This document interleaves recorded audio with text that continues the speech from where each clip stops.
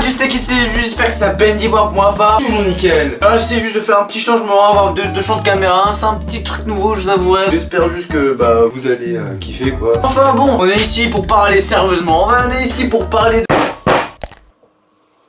Plus sérieusement, on est venu ici pour parler, pas de cochonneries ni de conneries. On est là pour parler avec el corazon. Très charmine, aujourd'hui je vais vous raconter une anecdote qui malheureusement m'a fait beaucoup de peine, beaucoup de mal, mais que je me devais de vous la raconter. Simplement essayer peut-être d'aider un maximum de personnes qui auraient été peut-être dans le même cas que moi, pour simplement bah aider une personne d'entre vous. Oui, je veux aider quelqu'un d'entre vous en vous racontant mon histoire. Mais enfin bon, je vais vous expliquer vite fait.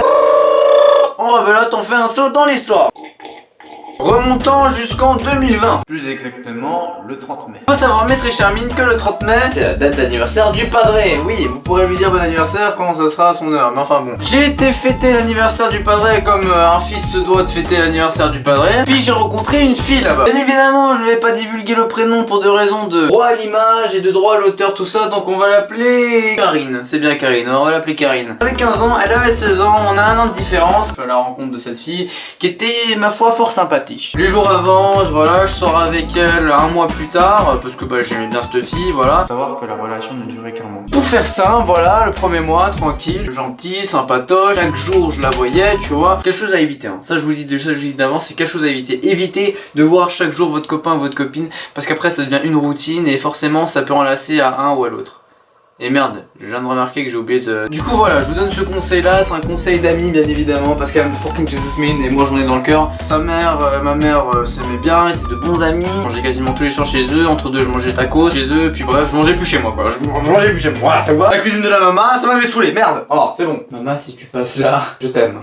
Le jour du mois, je me dis bah écoute, voilà, ça fait un mois qu'on est ensemble, j'aimerais marquer le coup, tu vois, dire que aucun autre garçon fera ça, tu vois. Alors du coup, qu'est-ce que je fais? Je pars avec la maman, on descend au fleuriste du coin et je vais acheter un bouquet de fleurs énorme. On dirait ma... Pardon, on excuse. Non mais je voulais pas... Non mais vraiment énorme, il était énorme le bouquet de fleurs, je m'en rappellerai pas, mais il était énorme. Il y avait du rouge, du jaune, il y avait toutes les couleurs, c'était un 6ix9ine dans le bouquet de fleurs. Ouais, le 6ix9ine dans le bouquet de fleurs. Elle a pris le bouquet de fleurs, elle a senti dans sa tête, ça faisait un black café.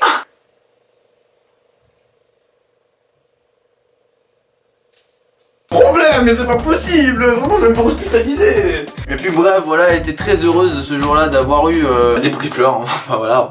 Personne bien évidemment lui en avait offert avant moi parce que bah voilà, je chicasse, j'arrive comme ça, je la regarde droit dans les yeux et je lui dis hey baby girl, do you wanna be smack me? Oh yeah, you are so beautiful, Jesus man.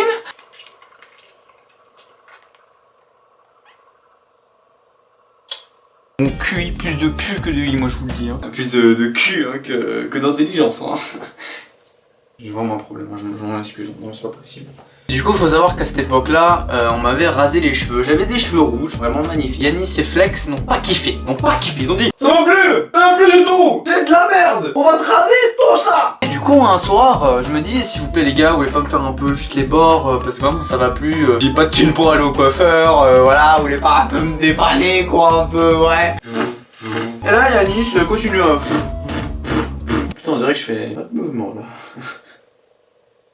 J'ai la 4ème fois aujourd'hui. Non mais c'est bon, c'est bon. Yanis continue à me... avec la tondeuse. Lorsque soudainement... Donc je vous remets la scène, je vous refais une scène. Pour faire simple, Yanis se va raser, Flex est passé à côté. Ça se voit peut-être pas mais j'ai encore le seum. J'adore ce bruit, c'est génial. Et bah j'ai ressemblé à vraiment un beau crâne chauve. Bah comme j'ai expliqué le lendemain matin, je suis allé offrir des fleurs. Elle avait pas vu sous le crâne qu'est-ce qu'il y avait. Ah, elle retire ma casquette.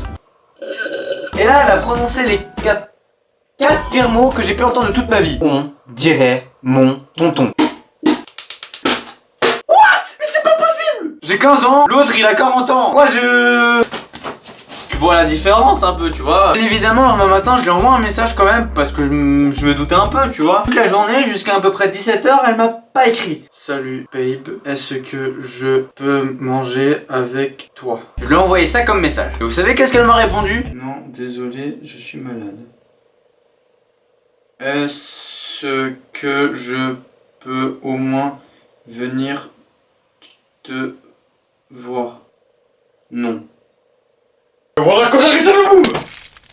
bah je me dis c'est pas grave, je viendrai dans un autre jour, tu vois. 3 jours, elle me dit non. 4 jours, je lui envoie pas de message. Le 5e, elle me dit non. Le 6e, je m'inquiète un peu beaucoup, tu vois. Je me dis ça fait quand même 6 jours que t'es malade, et à un moment, faut savoir, hein, soit tu veux me voir, soit il y a un problème, tu vois. Donc je lui dis simplement, même si je viendrais avec un masque, est-ce que ça te dirait pas qu'on se voit, même si je reste à plus de 3 mètres. Elle me sort un truc le plus rené du monde. Vous savez qu'est-ce qu'elle m'a sorti? Non mais tu sais, avec le Covid, tout ça, les bisous, tout ça, c'est pas trop possible. Là, putain, bref, moi bien évidemment je garde mon calme. Et demande encore une fois le dimanche, et qu'est-ce qu'elle me répond? Non, je suis toujours malade.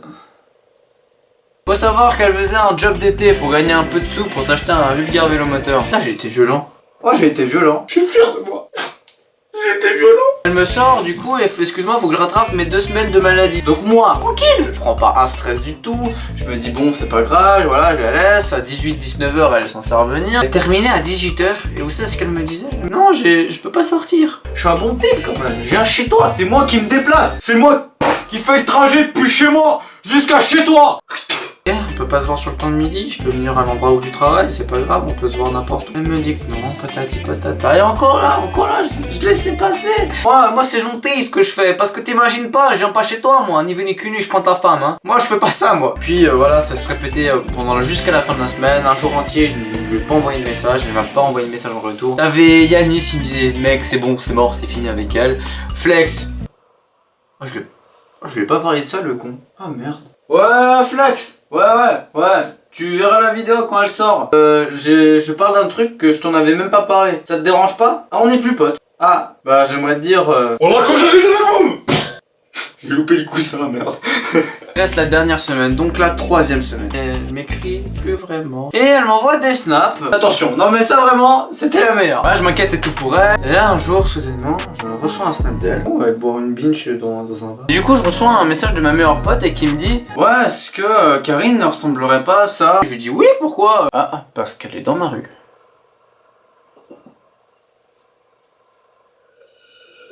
Très content, hein, on va pas se mentir. Faut savoir que je parlais à sa cousine aussi parce qu'elle voulait pas que notre relation se termine. Qui est un peu logique parce que je suis génial. On va pas se mentir, voilà.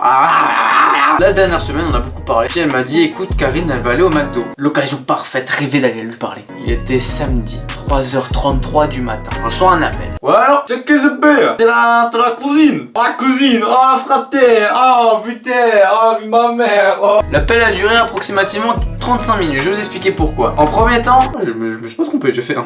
Parce qu'elle m'a expliqué que voilà, elle ne voulait pas me voir dimanche. J'ai compris, alors j'ai simplement dit ok. Et en deuxième temps, elle m'a dit, est-ce que tu souhaiterais lui dire quelque chose? Occasion parfaite, ça fait 3 semaines que je l'ai plus revu, ni pu lui reparler. Un homme avec un grand Z. J'ai pris mes coronesses, je les ai tenus comme ça. Et c'est tout. Parce que bah, après ça fait mal. Je lui dévoile tout ce que j'ai sur le cœur. Ouais baby girl. Ah putain, toujours tu me manques à mort. Ouais, je t'aime de fou, tu vois. T'es ma fou soleil. Ouais, because my bitch too much champagne. Du coup pendant 30 minutes, je lui racontais que je l'aimais, que patati, que patata. Là les gars, soudainement, j'entends le truc. Quand tu souffles dans le micro, forcément bah ça fait un gros... Cousine demande à la chica. Ouais, je voudrais pas lui dire. Elle répète la question plusieurs fois et à multiples reprises, la chica répond non, je ne souhaiterais pas lui dire, je ne veux pas lui dire. Je dirais 5 minutes, elle revient à l'appel, elle me dit au téléphone, écoute frère, bon elle me l'a pas dit comme ça, écoute frère, elle t'aime plus. Moi au téléphone j'ai réagi comment? À moi elle m'aime plus. Vraiment je pense elle a dû me répéter 4-5 fois et j'ai rigolé tout le long. Jusqu'à un moment, peut-être elle a dû me le répéter une 17e fois. Faut savoir qu'avant mon bureau n'était pas ici et j'avais juste en face de moi le t-shirt de Luffy. Pour être plus précis, ce t-shirt. Pour la reconstitution, on va le mettre là. Donc j'étais là tranquillement, j'étais au téléphone, donc j'étais assis sur ma chaise. Donc j'étais là, je regardais calmement Luffy. J'ai commencé à un peu me rendre compte qu'il y avait peut-être un sacré problème, on va pas se mentir.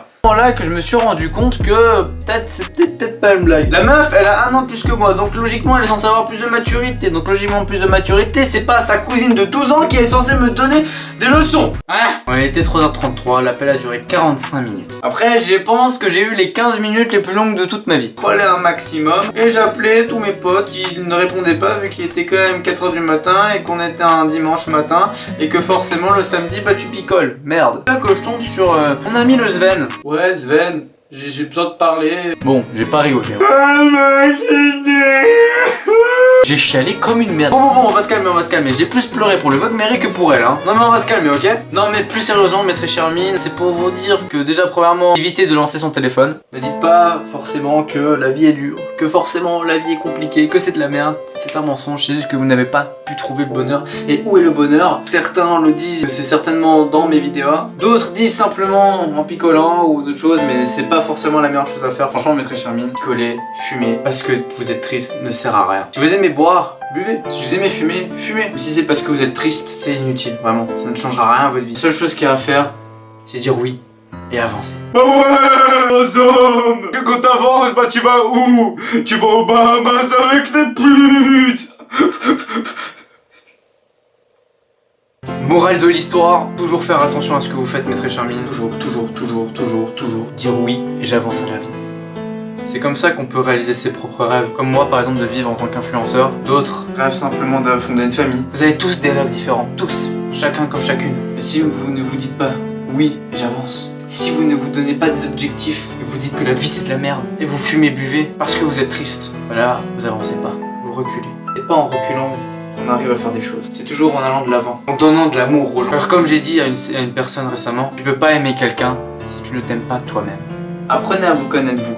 Apprenez à savoir qui vous êtes. Apprenez à vous aimer vous.